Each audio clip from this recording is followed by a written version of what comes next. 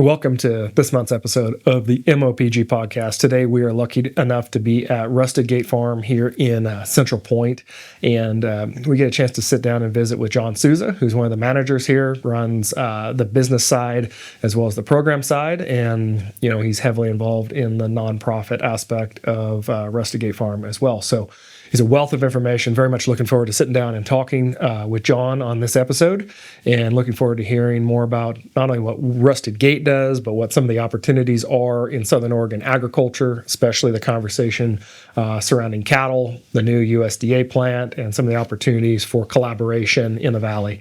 I think there's a lot of reason to be optimistic about kind of the resiliency of the food system here that's beginning to develop, and some of the opportunities that some of the small farms have to grow their business. So anyway, I hope you enjoy, and thank you for tuning in.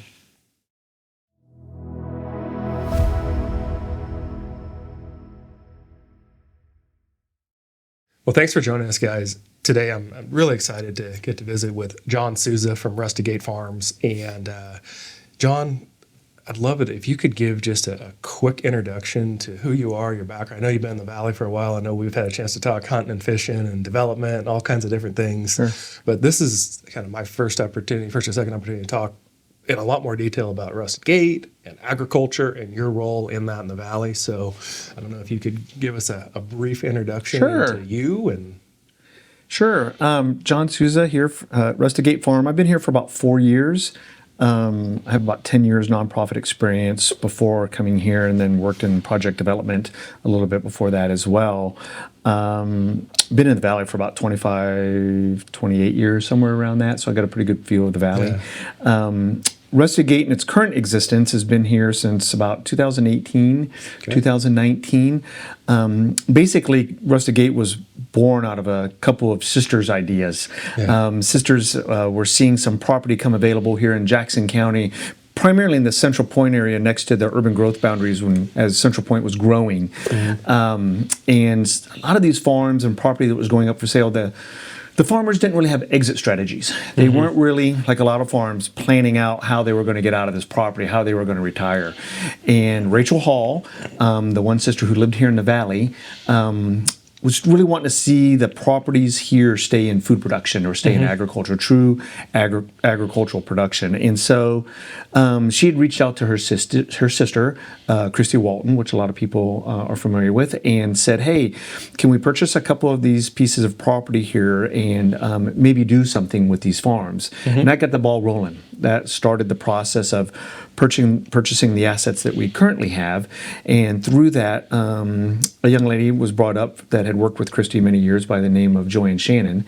And Joanne came up and became our executive director. And Rusted Gate was kind of formed officially around 2019 as a nonprofit, a 501c3 charitable organization nonprofit, and with a board of directors. And primarily our mission is to serve small farms in Southern Oregon. And we do that through a lot of different ways. As time has gone by, we had purchased several existing farms. Some of them were needing some love. There was a lot of deferred maintenance in them. We currently own about 1,100 acres. And through that 1,100 acres, we are first and foremost a working farm. We raise cattle. We have beef, obviously, for sale direct to the public. We also have a pretty robust hay program where we share crop some hay for some other farmers where we go, they don't really have the assets to do it, and we have an agreement with them where we go and cut their hay for them, but we raise a lot of our own hay as well.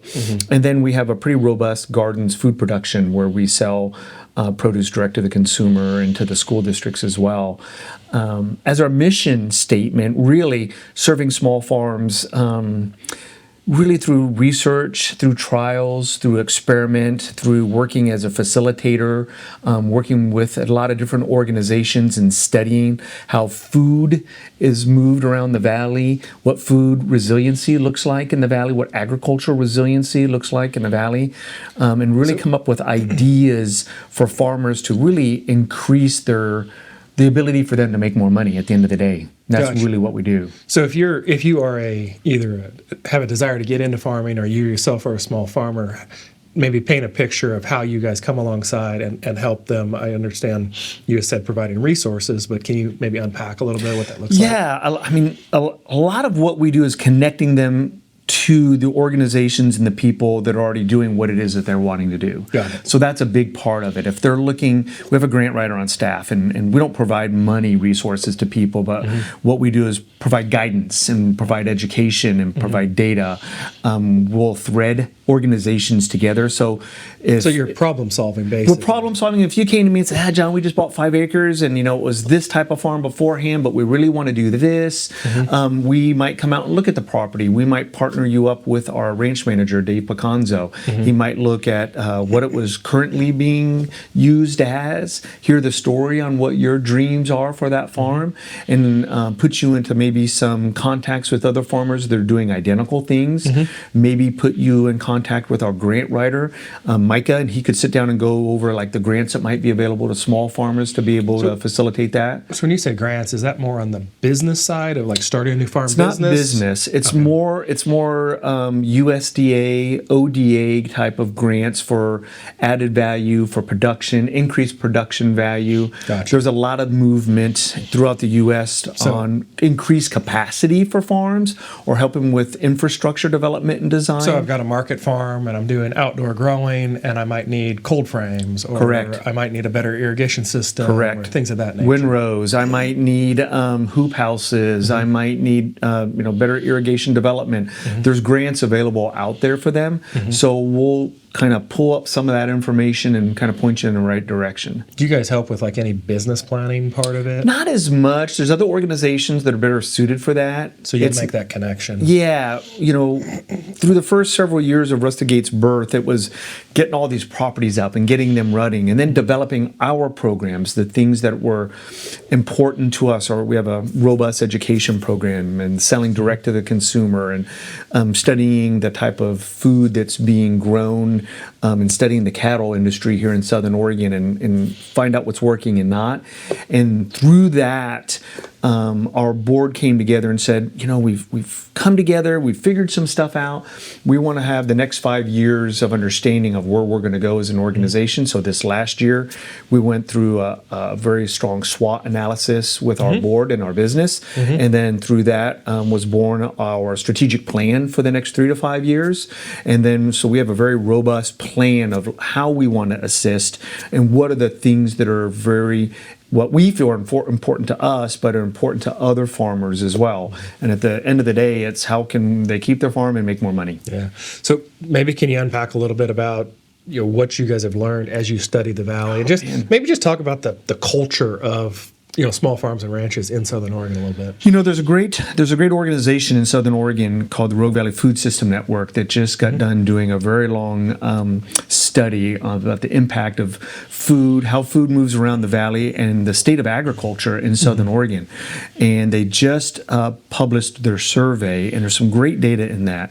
And inside of that, a snippet, a little shot of that, the majority of farmland in Southern Oregon is pasture land. It's either being raised for hay or cattle are on it. That's the majority of it. Most small farms in Southern Oregon are 5 acres or less. Sure.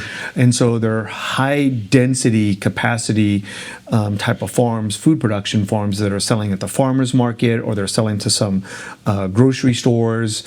Not really big grocery store chains, but maybe a smaller grocery store, an independent grocery store chain, a small one like a Cartwright's or something like that. I always think of it as like there's commercial ag, which we don't have a tremendous. That's the Harry and Davids and the Thomases and a couple others in the valley, some of the vineyards. Yes. Then you have a market level farmer, which is call it normally like 5 acres. They might have 50 acres, but it's it's a smaller production. And then I'd say you have like kind of the homestead movement where people are then, it's not for profit, but it's for personal benefits. I kind of look at it in those three ways? Yeah, I mean, people get in agriculture for a lot of reasons, right? Like if you want to make $1 million in agriculture, start with 2 million, right? That's the joke. But a lot of people get in agriculture for a lot of reasons, right? They want the lifestyle. Yep. They really enjoy the connection to the earth and to the livestock. A lot of people get into agriculture because they're very mission driven, right? And so they want to continue maybe the traditions of their family. Sure. They're trying to build maybe a more resilient food system for their generations coming up behind them. So a lot of people get into ag for a lot of different reasons, but you don't get into ag to become rich. For sure. So like the culture in the Valley, let's touch back on that. Like my own experience has been that the Valley is very sharing.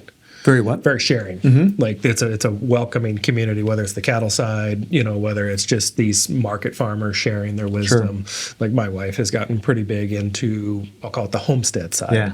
And we source a lot of food for our family from our property or from hunting or, some combination, probably maybe close to 50%. And it's, I give full kudos to her because I can only take about 0.5%, but, the experience she had talking to different people was like almost like you want to learn about farming? Yes, I will share with you. Of course I will share with you, versus it being like this weird, dynamic. That was our experience. What have you, this is every day for you.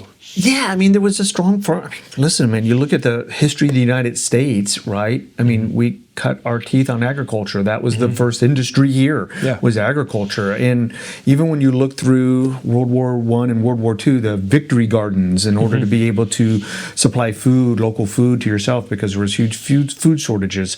Something that we saw that's very forward in everybody's brains is how hard it was to get product during the pandemic, and so we all of a sudden realized our food system wasn't quite as resilient as we thought it was. And to have more regionalized, resilient food systems that you can lean into in a region really makes those challenges or difficult times a lot easier. And it's just a healthier lifestyle, right? The word resilient in the food world is a big thing right now. Yeah. We were talking about that earlier. And I think, at least what I've seen, is that what used to be kind of an obscure conversation you have, is almost conspiracy theory about like food, not being able to get food or whatever, is now like front and center of like, hey, like let's be responsible, let's get more stuff locally, let's eat healthier. Like if you look at Instagram, which, the homestead thing is blown up. Local food has blown up. It's big. It is big, and it's blown up for a lot of reasons, right? People just trying to take... People are more invested in what they eat now. Like they want to know where their food comes from. They want to understand that connection. They want to know the farmer. They want to understand that. They see the value, I guess. That's a big part. They see the value in that. So I think that goes a long way. Also, we've just learned, just like everything, as our agricultural practices have changed and they got larger scale, and we had more of a robust regional food system here and everywhere else, every region around the U.S. Well, as time went by, those resources went away, right? So you had cold storage went away because now it was coming from the distributor long away, from a distributor right to the grocery store. And then cold transportation went away. And so workforce development went away, where there was apprenticeships at farms. And so all of a sudden, when you say, boy, we want to develop a more resilient food system, you're like, how do we do that? Well, we just spent 50 years of breaking apart that system. Now we got to rebuild it. That's the conversations we keep having when people want to network their farms in the Valley, and how do I get food from how do I get food from the Applegate to Medford, and how do I get the product from Medford to the coast and back? Well, we don't have refrigerated transportation anymore. Where's the cold storage regionally around the area? It's like you got to build this infrastructure that we had 50 years ago back up again, and it's a process. It's a process. It's writing grants. It's talking to other farms. It's aggregating different groups of people together to solve those problems. Getting people to work together. People to work together. I see that as your guys' potentially your greatest value to the farming community, is creating a synergy. It's a lot what we do, bringing people together. I always like to say it's great if you can solve a problem with a answer, but it's way better to solve 6 problems with one answer. So as we're going through these journeys and we're learning, we hear from Health and Human Services from the state of Oregon, we have a problem with cold storage and cold transportation. And I hear it from farmers out in the Applegate, and then I hear it from local farmers here. I hear it from some of the smaller grocery stores or the independent grocery stores that don't have distribution or as much refrigerated transportation. I hear it from the school districts that want to bring in more food from local vendors. They don't have as much storage or transportation. I'm like, wow. So this storage and cold transportation, like, this is a problem for a lot of organizations. How can we solve that? Because if we solve one of those, it takes care of a problem for 4 or 5 organizations. So that's kind of where we start looking at these, like, take it from the 10,000 foot view, you talk to all the people, boots on the ground, and like, how can we solve that now? And not do like 6 different answers for 6 different problems. Yeah, no kidding. I mean, that's really, it's interesting. As I'm thinking, as you're just talking, different things pop in my mind. I'm like, well, there are industry here that has cold storage, and there are people here who have cold storage, and I'm sure those conversations are ongoing, but that's not an undoable problem to solve at all. So that's cool. Sometimes it's just connecting the right people so they understand. And some of it, man, there's a great American entrepreneurial spirit, right? So I have seen more times than not, there's a big problem here and there's a big void. There's not a business or an infrastructure to take care of this problem. And somebody goes, I can make money at this. Absolutely. If I get 4 trucks and they're refrigerated and I can start renting them out, whatever, that's one example. Well, that's the hub you're talking about being that exchange of information to problem solve, which I love. And there's a lot more than one way to solve a problem a lot of times. It's like, try not to pay, our ranch manager, Dave Baconzo, says, the best quality you can have as a farmer is being nimble. Right? Be flexible. Be able to solve problems differently, because you're going to have different problems every year. I think that's an application to life. If you're nimble in life, you are going to be so much happier. And you're going to be so much more successful. Absolutely. You're going to be so much more successful. Yeah. So that's a big part of what we try to do. That's neat. Anything else on the community that you want to add to Southern Oregon? We could go on for hours of talking about that, but I mean, I think one of the things I want to push out there is for people to get engaged. Have a sense of place. In our education program, we work primarily with middle schoolers, and we try to get them to engage a term that we use called a sense of place. And a sense of place is just, these are place-based learning programs that we have in our education. So kids are coming from middle school, they're doing things here at the farm over a 1-year, 2-year, or 3-year program. And we're trying to get kids to understand they can have a sense of place and understand where their food comes from, where their water comes from, understand the network and the infrastructure around them. They may stay in the Rogue Valley their whole life and really get a great concept of what's happening in their food system in their backyard, but they could move to New York or Tampa, Florida, or anywhere. They can take that critical thinking and that understanding of a sense of place anywhere they go to understand that. So my word to people would be, understand your food system. Know where your food system is. Get engaged. There's a robust farm tour that happens around the July 13th, 14th, 15th. The advertisements for that last year. Every year in the Valley. There's, I think, now 60 farms on that farm tour. You can't cover all of them, but the farms that participate, they're open to the general public. Go to these farms, visit them, see what they're doing, talk to the farmers, learn about where the product is being sold, learn about their struggles, and how you can take part of it. Yeah, well, I think that's great, and I think the re-engagement of people, even if you think you're totally out of place, that's not true. That's not true. Like, people want to pour into those who want to learn. Like, if you are alive, you're eating food. I'm like, if you could say you could be disconnected from farming all you want, but unless you're, you know what I mean? Unless you're a bodybuilder eating synthetic food 24/7, protein drinks 24/7. If you're alive and a human being, you're eating food. Understand where it comes from. Well, speaking of that, I want to circle over to a couple conceptions, or misconceptions that I see all the time, especially, let's talk about beef specifically, but it applies to all of agriculture, but it has to do with certain terms like regenerative, organic, grass-fed, grain-finished. Can you kind of unpack, because the consumer in general, the people listening to this, there's a ton of confusion. It's like, I'm eating a grass-fed, steak. That does not necessarily mean it's organic. It does not necessarily mean it's regenerative. Or I'm eating a regeneratively raised, steak, that does not necessarily mean it's grass finished or Right. so on. So, can you unpack some of those terminologies? I mean, and we could things? teach a class on that, right? I mean, it's marketing at the end of the day, right? Like, how many marketing icons can you have on your package saying that you're X to be able to like raise the price and raise the bar, right? Yeah. But the simplistic versions of that are, it starts what we were just saying. Know where your food comes from. Let's start there. So if we're talking about beef, there's a lot of beef that comes into the United States that doesn't start in the United States. Sure. It may finish here.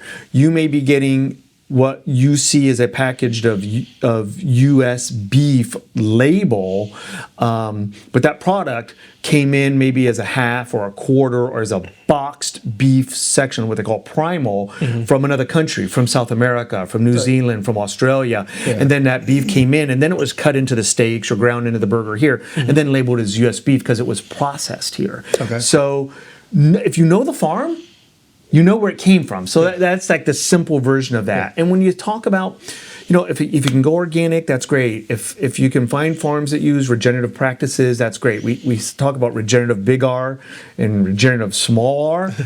we like to use terms like what's best for those specific farmers. Like, well, let's be clear on one thing. A regenerative certification versus regenerative practices Correct. are two different things. And I don't know if anybody has a big R. There are. So that's the buzz right now. Yeah. So right now, like, we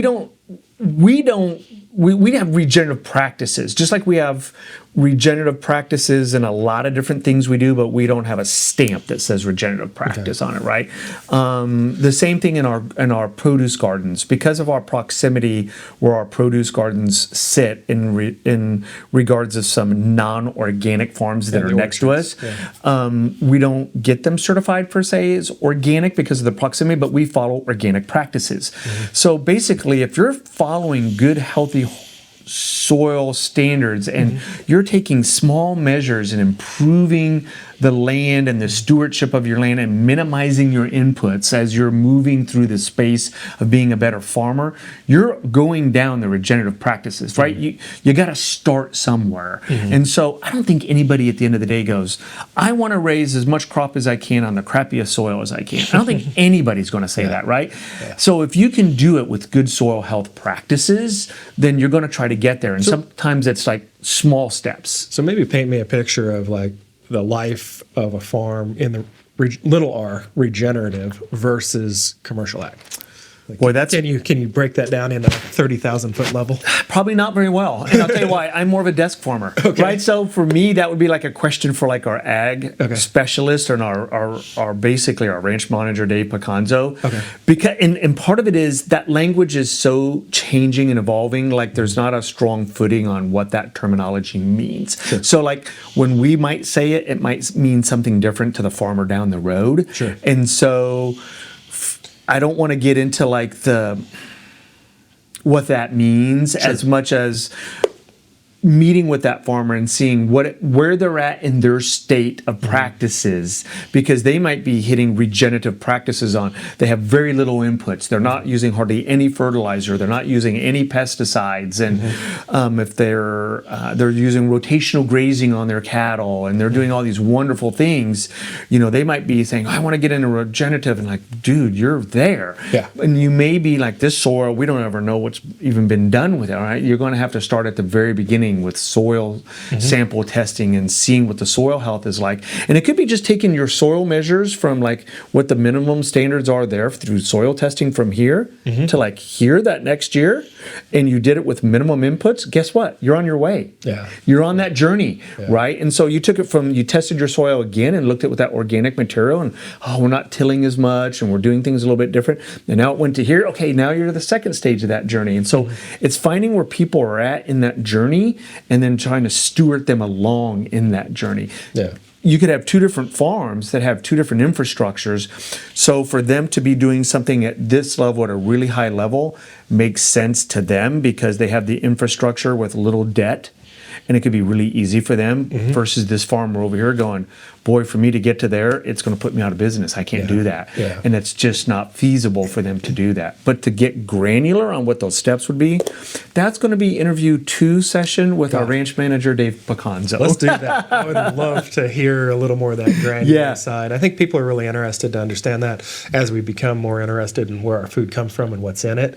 Like I'll just share this, and Dave can later tell us how wrong I was. But the little r to me in an oversimplification is just the pursuit of removing as many unnatural things as you possibly can from the end product, while at the same time practicing stewardship and sustainability of the land. Yeah, I mean, so that's like maybe a form of a Wikipedia, right? That's like a Wikipedia's version of that, right? And so minimum inputs. You know, what are you doing that's returning the farm to a place where it can do really what it wants to do organically on its own with the least amount of inputs. That's really what you're trying to do. And there's different ways of getting there. Yeah, and of course there's the certification, and then there's common sense, and then there's, you know, all these different forms of organic, and then, you know, conventional, so on and so forth. Each one has its place. Each one has its place. If there wasn't conventional agriculture, like there would be food shortage challenges at different seasons. Yeah, I mean, to be quite honest with you, like if you need to feed the world, there's certain practices you have to continue. 100%. You know, 100%. I mean, if you want to feed the world, you're not going to do it tomorrow. One specific way, right? And so you just got to keep your mind open to that, and just know that. Talk to your local farmers. Find out what things that they're doing in their processes that's important to you. Are they using certain pesticides? Are they using certain inputs that you're really don't want to take part in the food that you're delivering to your family? Then find farms that aren't doing that. And they're locally. There's a bunch of them locally. And one thing that's been interesting to me, just as I've learned more about it, is the price at the grocery store now versus the price at the small farm. Yeah, that gap is closing fast, and it's impressive what you and oh my goodness, I'm so broken on eggs and vegetables and everything else after it either coming from our own gardens, our own animals, or from a local. Like I go to the store and I'm like, it just doesn't taste the same. Yeah, it's funny because one of the things that we do with our middle school groups because of our food production, and we have a commercial kitchen here, we'll take stuff from our gardens, and we'll take stuff from our cattle, right? Our grass finished beef, and then we give it to the kids, and then we buy stuff that's not produced that way, and they're kind of blind taste tests. They're like, oh my gosh, I taste this or I notice that, and it's even with middle schoolers, it's really dynamic. They really notice that. That's cool that you guys are giving back to that generation. That's so cool and so needed. Yeah, it is. There's a big gap that is getting closed, even in like grass finished beef. And I have to say this, like all cattle are grass fed. Right. All cattle are grass fed. Like as soon as that calf hits the ground and it's on its mom and it's nursing on its mom and it starts to graze, it's going to continue grazing all the way to the point when it's weaned from its mom and maybe continued. Basically, when we talk about grass fed beef, we're really what people I think most of the time are saying grass finished beef. Correct. So are your animals being finished on a grass product, either hay or pasture, or are they going to a feedlot? Yeah. That's really the two, like where people are trying to get their brains. And those are like the two buckets that we see that when people come into our farm stand, because we do grass finished beef and we also do grain finished. Not that we have a preference. We're doing it because we're collecting the data. So we're collecting the inputs that are coming in from that. We're seeing what the money is that's coming in from that. We're seeing all these different things and then trickling that information out into a spreadsheet so I can say, hey, this is how many pounds of grass finished beef we sold. This is how many pounds of grain finished beef we sold. Here's my inputs. This was our margins. We made this much versus that. Yeah, exactly. That lets you know as a farmer, like, wow, there's a difference. Yeah, absolutely. So before we go out, because we're going to have a chance today to go out and look at a few things here, I'd love to get some of your impressions for the opportunities here in this valley right now, moving forward. Like I know we've had conversations about beef co-ops and just a continual revitalization of local agriculture. What opportunities do you see? What things do you see playing out that you're excited about? I'm excited that we're not in a drought right now. So let's start there. So I'm really excited about we're not in a drought right now. So that's number one. Number two, I think what we've seen in the last 5 years, that's a big pivot and change. There's what I would call more energy, and I want to say more young energy, young farmers and young ranchers moving to the valley that are really interested in regenerative systems or co-ops or universal labels where they can pull their resources and start creating product that's born here, raised here, and delivered here. It's hard if you're a small producer. So if you're a small farmer and you're raising 10 head of cattle, you might be able to sell those 10 head of cattle through the exempt program, which is like carcasses, like quarters or halves or wholes. But it's really hard for you to sell that as USDA, right? You got to have a point of sale to be able to entry into the market. And it's really hard to get entrenched into like a grocery store or a restaurant or a school system because they want to be able to say, do you have enough volume to get me this year round? Yeah, every month. Every month, year round.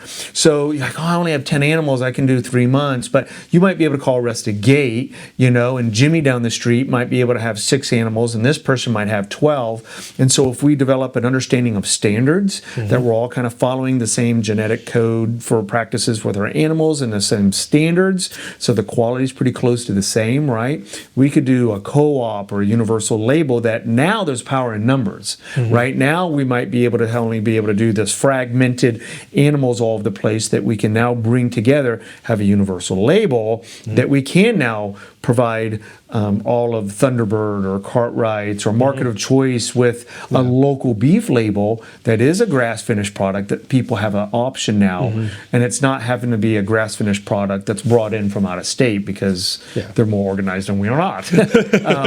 And so that's so what we've seen is energy. We've seen young people coming in. There is a problem, and I would say the elephant in the room is real estate prices in Southern Oregon. Sure. Right. So if you're coming in and you're like, boy, I want to do a small production garden and sell produce, and I can do that with 5 acres or less, you might be able to squeeze out a piece of land and make that work. Maybe if you're talking about something of 10 or 20 acres with water rights, and you might want to have some cattle or chickens, now you're looking at $1 million nut, for that type of farm, and you're like, how am I going to make this work with a $6,000 a month mortgage payment, right? That's a problem. Correct. That's why it works in the South or it works in the Midwest. But even those prices in those areas are getting to be so high that model is getting to be a problem. So that's why co-ops and there maybe leased land, finding people that have property that it's gone fallow, but they don't really know what to do with it. Maybe there's some grant money that's available to turn that into production land. Maybe there's some opportunity for tax breaks to turn that land back into agricultural use for that landowner that's not really using it anymore. There's some great ways that landowners that might be coming in and looking at property that, like, what are we going to do with this extra acreage that they can partner up with young farmers that need that for their capacity building, that's a model that could work. So I think those are the things that we're excited about seeing in the future because we see the energy, we see the young people coming in, there's a desire to do that, but there's going to need to be some molding and flexibility. And there's a resetting in the market happening. There is. Right now in the agricultural space, not in the house space. The house prices are high. But there's a resetting of rental rates. There's a resetting of, of irrigated land pricing beginning to happen. Not so much at the 20-acre scale, but at the 50, 80, 100-acre scale. That's beginning to have a reset. Now, I believe that trend may continue for a period of time, for pure ag pieces. Because let's face it, the market is speaking that you can't make enough money with conventional ag or traditional agriculture to support the pricing. So there's a bit of a reset happening right now. I don't think it's ever going to become a no-brainer. But it's going to become a little bit more attainable, at least for a short period of time, until something else happens and goes through the roof again. But cannabis, but post-cannabis. we are in a place where things are resetting more towards Sure. pre-cannabis, and all that land that was leased for cannabis is now becoming back available again. So I think there's some good opportunities in this too. valley right now for people to break in with Joe Smith, who works for Micron and does whatever, but isn't a farmer, but has a cool piece of land, or some of these bigger organizations who have been long multi-generational families in the valley who have 100 acres here, 10 acres here, 20 acres here. There's opportunities that people want to knock. We just need the energy. We just need the people. So I think we have the energy, and I think something that's interesting, that probably like one of the good things that came out of COVID was there were people that were coming. Every farm that you go to now, almost, that you see is successful, there's a spouse or a partner at that farm that does something else, right? They're a nurse, or they're an accountant, or they're a school teacher. They got another form of income coming in. And so when you come to the Rogue Valley, you almost have to have a job before you get here, because it's such a small market, right? But what's happened after COVID is it opened up the market for people to be able to work remotely. So now you can have a partner that, like, boy, I can have the dream of the small farm, because you can work remotely. You're an HR or whatever it is that you're doing. You're a business consultant or a computer or an engineer. You can do that remotely, and we can have the farm. Where before, you had to live in a city to be able to do that. So it's opening up some of that dream potential that really wasn't there before. So that's kind of exciting to us, because we're running into more people where we're finding one of the partners at the farm is working, like always, or within the last 50 years, but they're working remote jobs, and they're coming in with these remote jobs, or finding remote jobs, which wasn't the case 6 or 7 years ago. Yeah, there's definitely a younger degree of wealth. And wealth is a loose term. Affluency, income, so on and so forth. It's not a tech money, rich, but it's just a middle class that has shown up in the valley over these last few years that has really changed the marketplace. It's really, I got a grandkid, believe it or not, that's old enough to be out of college, and I'm struggling with that. Yeah. There's a lot of gray hair underneath there. You can see that. But she's got a sustainability type of degree herself, and then her husband is an engineer, computer engineer, and they now live in Vermont, and she's living her dream on a small farm, and she's able to do the farming side. His office is in New York, but he only has to fly in once or twice a month, so now she's able to do the farm and live her dream and make some money, and then would it carry the note? Absolutely not.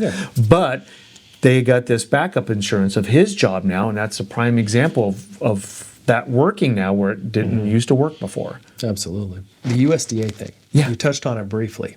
USDA kill plan is now available here. So here at Rusted Gate, that was something that we got into a couple of years back. As urban growth kind of happened in Central Point about 30 years ago, we had a stockyard here, and then we had a USDA processing plant here in Southern Oregon. And when Central Point kind of grew and the boundaries grew, kind of that old saying, "Don't want that business in my backyard," kind of happened. And so those businesses went away. And so when that went away, like we talked about earlier, the infrastructure, the cold storage and cold transportation, workforce development went away. So the model kind of shifted for how farmers sold their meat. It wasn't as much USDA being produced here anymore, and it was more cow-calf and selling to feedlots and carcasses. Carcasses and all that kind of stuff. So there's been this high demand for a USDA because there is so much ranch land here and so much beef here. So we looked at like what it would take to do that, and it was too big a lift and too expensive for us to do. We couldn't solve workforce development and get a grant to build a $2 million building and all of that. During that time, and we'd worked with OSU and a couple of other organizations doing some feasibility studies, an organization came in to meet and talk with us about it, that they were interested in doing it by the name of Montgomery Meats. Sean and Eric Montgomery had a USDA facility, or have a USDA facility in Weed, California, and then they have a butcher shop here in Central Point. And they were looking of opening up a USDA facility in Southern Oregon.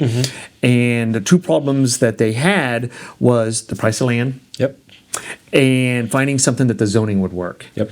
So we were able to get the zoning through here on this piece of property. One of the things that we have here is land, and we were able to partner up with them. They were able to get an ODA grant, a very robust, like $540,000 ODA grant, and we applied for a grant through the Dubes Foundation, and they were very generous to us to help pay for some of the infrastructure to go in. And then we became the landlord basically for it. So we were able to put in like the driveway, the gravel, the corrals, the water system, the electricity, all that kind of stuff to get out there. And then their ODA grant paid for them to get trailers, to become compliant with their facility here in Central Point, a little bit of workforce development, and build the building here. So now we have, in the U.S., as far as we know, and as far as what USDA is telling us, this is the first hybrid mobile slaughter / bricks and mortar building in the United States. That's cool. There are mobile slaughter units, and there are obviously large slaughterhouse bricks and mortars, but there's not small hybrid ones where they're combined. And this is one of the first prototypes in the US that's being done. And it's open to the general public for people, anybody who's processing cattle that want to bring their animals here. We get animals from Northern California. We get them from Siskiyou County. We've had them from further in Siskiyou, Brookings, Klamath Falls.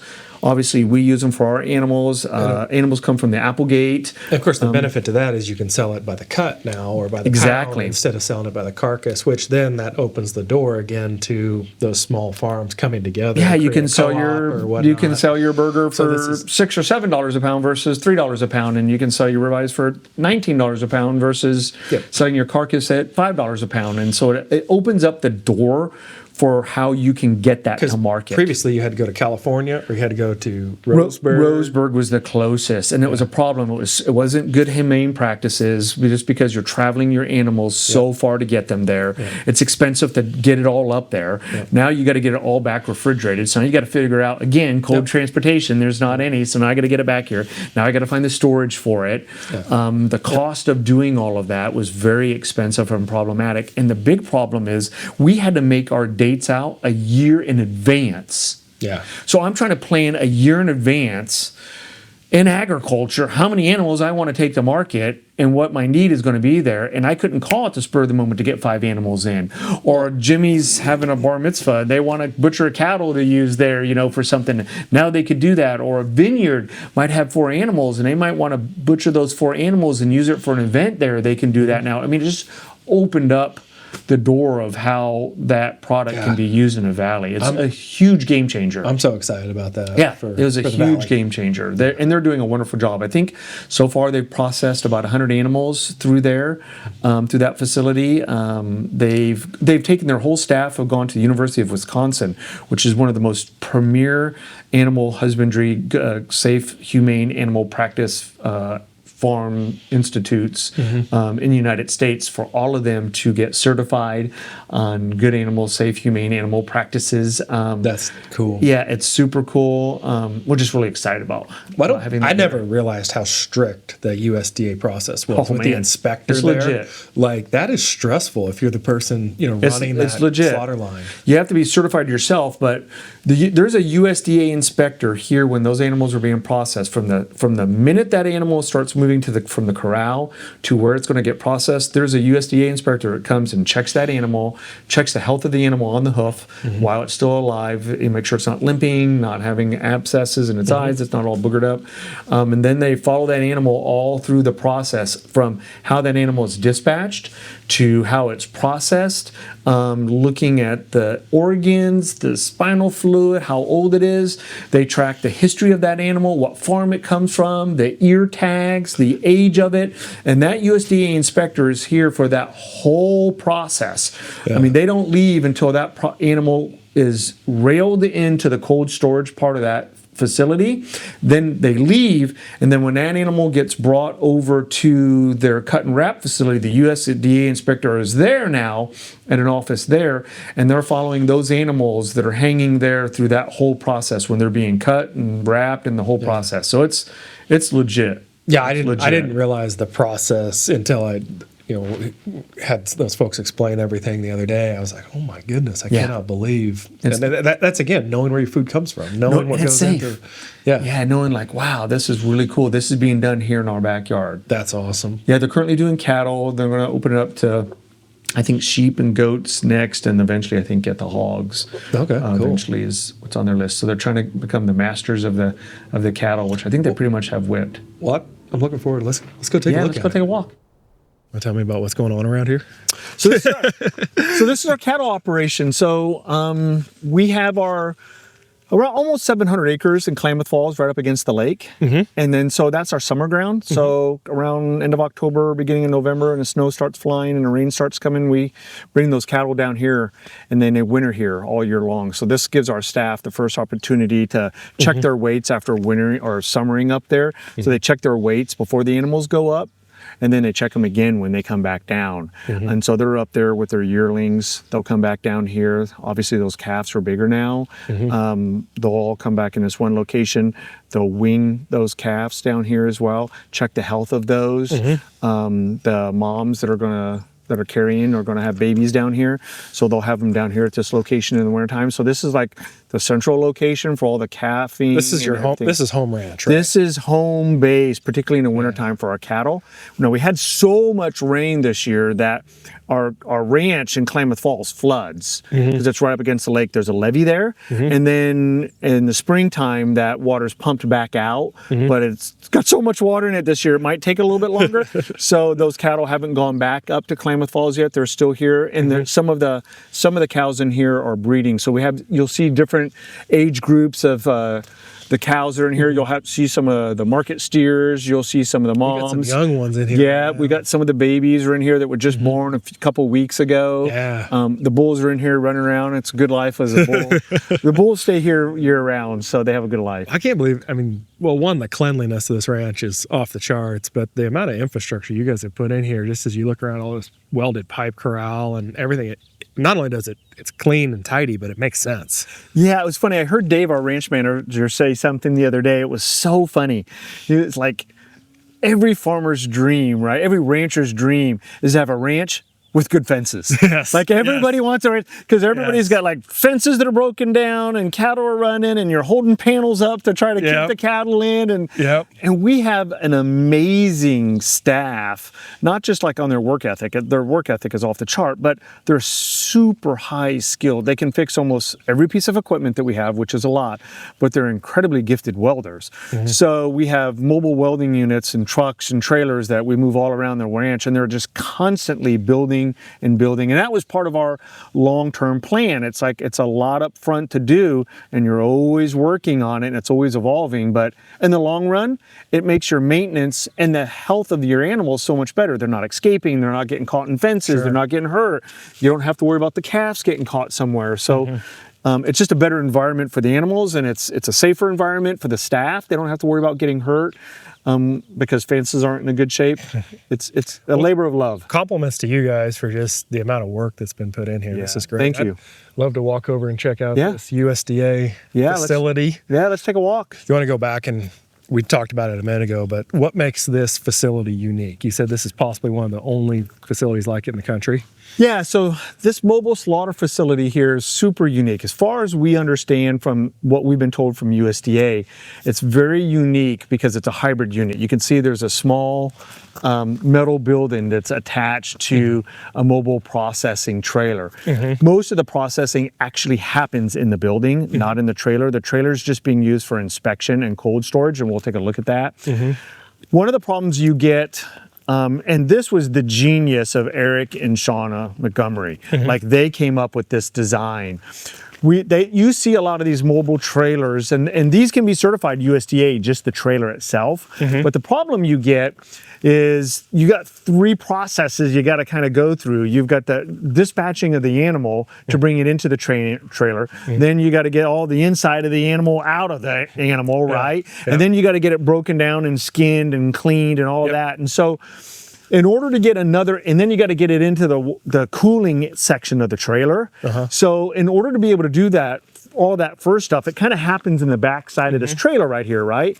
So you can't get another animal in this trailer until you are all done, right? Yep. With that stage. Yeah, You're done. You're done. Everything is done in there, and then in the cooler. Then you get that all disinfected, cleaned out, scrubbed. Then you can bring your next animal in. So a mobile trailer like this has its limitations because you can only get so many animals through it in a day. Maybe 3 if you're really cracking, maybe 5 if you're lucky. But that's a limitation of a trailer. When you have it attached to a small building like this, you now have the opportunity to do some of the opening up of the animal and the removal of the animal's organs and the bleeding out of the animal and all of that in the building part. And so you'll see that it's set up for different stages. So when one stage is complete, you could be like shutting down that stage, cleaning it, and getting it ready for the next animal coming in as the animal is still moving through the steps. So now you can process 7, 10, 12 animals in a day through a setup like this versus just 3 or 4. So that's a big advantage. The other advantage of this is there's no animals being processed today, right? So there's no staff here, which is awesome. So you're not trying to have this giant bricks and mortar facility open that you're paying labor, you're paying utilities on and all of that. You don't have any of that going on. So they have their staff over at their cut and wrap facility doing work over there. And this isn't costing them anything just to sit here. Sure. There's no cost associated to that. Us, we're just the landlord. So they are always being conscious of how many people they have here, what the costs are of all of that. They're always working on that. So this is the backstage or the back area of the processing facility. The animals are actually brought in around the corner where those corrals are, and they're actually dropped in the night before on the backside. Right. And so they're dropped in the night before so the animals have time to calm down and just relax. They're given water. If they're here more than 24 hours, they have to be fed as well. But they're able to come in and have just a quiet area where they can just drink some water and just kind of settle down. The inspector then comes. He has an office over there in the front part of one of our other buildings over there. Gotcha. They'll be here, meet the Montgomery Meat staff in the morning. They'll go over and check those animals, and then the animals get run through the facility and then into the tub, and then the squeeze, and then the catch where the animal is dispatched in the catch. Well, and I was so fascinated by all the rules, like with the cows, they have to stay super calm. Yep. You can't shock them. You can't be rough with them. Yep. Like, everything has to be this very calm process. It has to be a very calm process. It has to be, we don't like to even have a lot of different people. Like when this is going on, I mean, this is a farm, right? So we were just quiet a minute ago because we had a tractor driving by. Right. So, I mean, you've got staff and people picking up hay, but when this process is going on, we kind of make this a quiet zone back in here. So it's kind of a quiet area. There's not a lot of things to get them all fired up. Which is the opposite of my experience growing up when we were butchering animals at our house. Nothing was quiet. No, everything was chaos. It's actually the opposite of like a large packing plant, right? You go into a large packing plant, there's a lot of chaos, a lot of stuff kind of going on.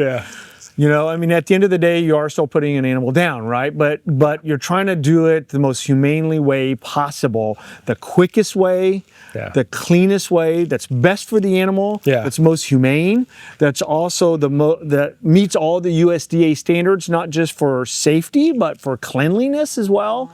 So you got to maintain all those standards as well. And let's not forget the safety standards for the employee. Like, we want to make sure that the employees aren't going to be, because you're working with 1,000-pound animals, you know, so at the end of the day, it has to be really safe for them as well. Well, this is a great facility. And like I said earlier, it's a great benefit to Southern Oregon. It opens up so many doors. And I would bet that within a few years, they will be scaling. It'd be interesting to see. It will take off, I think. We're super excited for them. We're happy they're staying busy. I know the USDA's been out and done numerous inspections. And through those inspections, I know they've gotten the highest marks for like animal practices, cleanliness. The USDA are constantly sending people out to see this, and they're using this site as a demo for other sites around the nation. That's cool.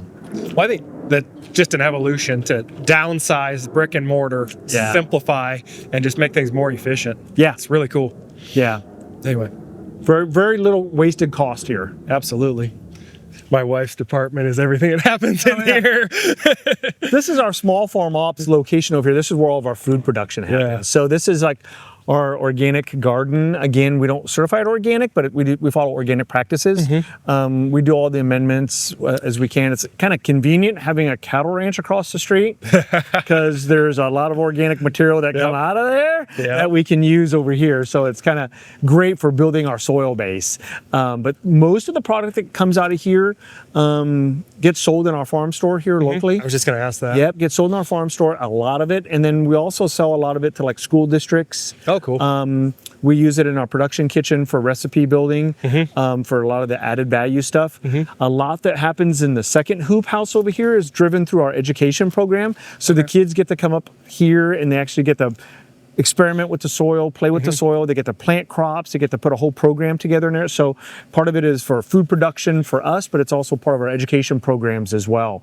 So we do a lot of greenhouses. Are you guys able to produce food year round? Yeah, Awesome. so these are year round.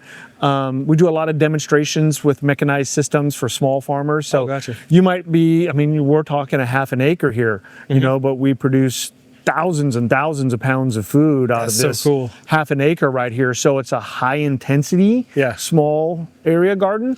And so a lot of the techniques and things that we use in here, we teach other people how to use some of the equipment and some of the processes. But we can kind of take a walk through here real quick and take a look at it. And these are our little mini hoops. And so these little mini hoops here are great. There's different fabrics for different things. So you'll see the ones here that are vented to allow airflow. So these might give a little bit of shade to the plants that are inside of it, but they're not allowing heat build up inside of them. The ones are a little bit more cloth. These are providing a lot of shade. So this is spinach on the other side of this, and we don't want them to get fried in the sun because it's warmer today. So this is all about extending your growing season. This is about extending your growing season, and getting more harvest out of a product as well. So like, how can we keep this product from bolting because it gets too hot at the end, and so we can get more cuttings out of it that way. Helps cut down on bugs. You know, that's another thing as well. So, and with the organic practices, anything you can do to help bugs and weed control. You got your cilantro, and there's just like all kinds of really, really cool stuff that's happening here. This is a cool building. Yeah, this is cool. This is like a normal hoop house. You saw a lot of these, you know, with the marijuana industry. Of course. And I like what's growing in here a lot better. Yeah, so this is a food production setup. So we grow product in here year round. So these beds, when they temperature out, meaning when it starts getting really hot and you can't have like salad greens and stuff like that in here anymore, then we'll have our peppers will all be in here. Our tomatoes, this will be front to back, side to side, tomato trellises. You'll see the wires up at the top. So we'll have wires that go from the top to the bottom with all trellises for all tomato plants in here. And we also have irrigation misters at the top of this. So if the heat gets too much in here, we can obviously open up the sides and let some of that heat escape in the doors, but we can also turn on the misters and bring the temperature down in here a little bit. For the record, it's still April and that thermometer says 110. It is warm in here. Yep, it is warm in here. But it's just, I mean, it just really extends our growing season. Keeps us from getting stuff. I mean, we're in Central Point. So Central Point, I mean, it has, you know, it seems like Central Point is the cold of the cold, right? So in the wintertime, if it's 23 degrees anywhere else in anywhere else in the valley, it's 18 here. Correct. It's when I just come over Blackwell here. Hill at Blackwell exit, it's always cold right there. It's always cold here and it's foggy here. So we're trying to we're doing everything we can to mitigate those temperatures. Same thing with water use. I mean, you can see that we use drip irrigation and tape everywhere, so we're trying to use as least amount of water as possible. And we do some experimental planting with some some stuff that doesn't need as much water. How do you guys manage water in the winter? Oh man, it's a problem. Yeah, it is called managing water in the winter. I mean, most of it's buried, and most of the stuff that we do, we just try to watch what the forecast is going to be, shut the outside stuff off and keep the inside stuff turned in. But I would imagine this site's pretty well drained. This is good soil in this area, so you don't have to deal with some of the areas like the clay. We don't have that as much over here. This is pretty good soil right in here. And we've spent years building this soil, this organic soil in here. So this is pretty good, rich soil in here. This is just cool to see. So this is just our pastoral land here that we use for our goat program and our educational program. We have our our chicken coop over there. So that's a mobile chicken coop that we just turned out of an old stock trailer. So there's the truffle orchard over there in the distance. I see that. But that's, again, another one of the trials that we have going here at Rustic Gate. That's cool. All right. Yeah, a lot of cool stuff.